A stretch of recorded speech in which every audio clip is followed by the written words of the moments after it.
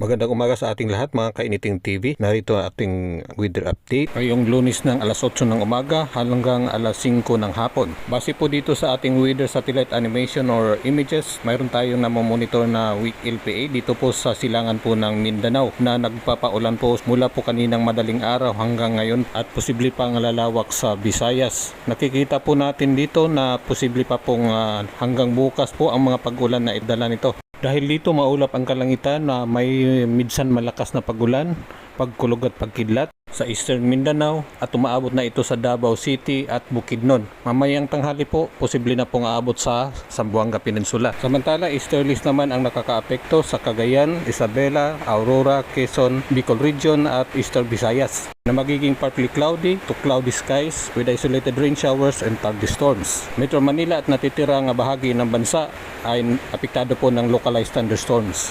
Please share mga kainit.